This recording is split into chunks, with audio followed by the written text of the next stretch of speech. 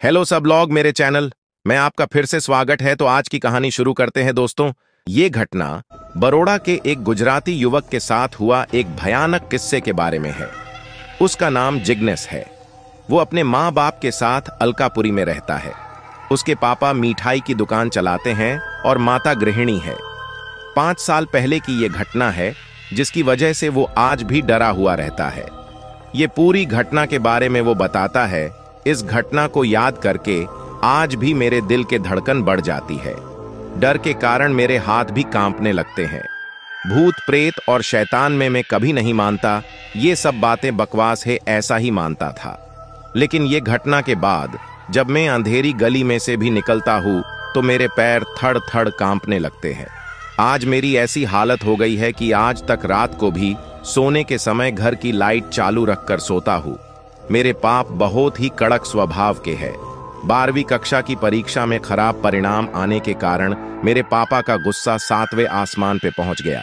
उन्होंने मुझे मार पीट के घर से बाहर निकल दिया। मैं बड़ौदा से राजकोट भागकर चला आया। वहीं पे मुझे एक दोस्त ने रहने के लिए मदद की। लेकिन मुझे कौन काम देगा, क्योंकि मैं 12वीं कक्षा में नापास हुआ था। नौकरी नहीं मिली, फिर भी मैं हिम्मत नहीं हारा। मैं अपनी पिताजी का व्यवसाय मिठाई और नाश्ता बेचना शुरू कर दिया। राजकोट के गोंडल रोड पर फुटपाथ पे पूरी शाक बेचना शुरू कर दिया। मिठाई बनाना और सारे प्रकार के नाश्ते बनाने का काम मुझे मेरे पापा ने बचपन में ही सिखा दिया था। मुझे सब कुछ बनाना आता था, लेकिन पता नहीं कि मेरा धंधा ठीक से चलता नहीं था। पूरे दिन में मांड 2-3 ग्राहक आते थे, इसीलिए मैंने बनाए हुए सारे नाश्ते फेंक देना पड़ता था।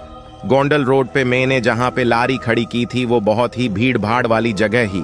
मेरे सामने सारी लारी पे भीड़ लगी हुई रहती थी और मेरा ही काम बंद रहता था। मैंने आखिर में हार मान ली और सब कुछ बेचकर घर वापस जाकर पिताजी के पैर पकड़कर माफी मांग लूंगा। उस दिन दोपहर के 12 बजे मेरे डर की घटना शुरू हो गई। मैं अपनी लारी के पास खड़ा था। आसपास में बहुत भीड़ भी नहीं थी। मैं पास में दीवार पे पेशाब करने के लिए गया और मुझे जोरदार झटका लगा। वहीं पे एक भयानक आवाज सुनाई दी और मेरे होश उड़ गए। मुझे ऐसा लगा कि कोई प्यासा पानी पी के संतोष हुआ, ऐसे खुश हुआ। थोड़ी देर में देखा कि मेरी लारी के आसपास भीड़ जमा होने लगी और मैं जमीन पे गिर गया। जब मैंने देखा कि मेरी लारी के पास एक ग्राहक खड़ा था, मैं खड़ा होके उस ग्राहक के साथ बात करने लगा। वो आदमी अजीबोगरीब लगता था। उसने मुझे कहा कि तुम्हारे पास जो भी खाने का नाश्ता है वो सब मुझे पैक करके दे दें। सामान पैक करने से पहले उसने मुझे पैसे भी दे दिए। मेरी खुशी का कोई ठिकाना ही नहीं रहा। उस आदमी ने मेरी सारी मिठाई नाश्ता सब कुछ खरीद लिया और मुझे ज्यादा पैसा भी दिया।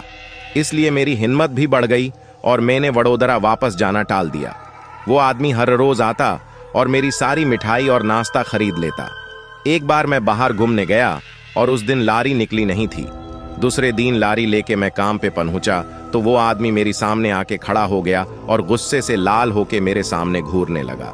उसने मुझे सिर्फ उतना ही कहा कि मैंने तुम्हें तुम्हारी तकलीफ में मदद की और तूने मुझे कल भूखा रखकर इसका बदला लिया। अब मैं तुम्हें इसकी सजा दूंगा। बस इतना ही बोल के वो दीवार के पास पड़ा पत्थर तरफ गया जहां मैं पेशाब करने के लिए गया था। वहां जाके वो अचानक गायब हो गया।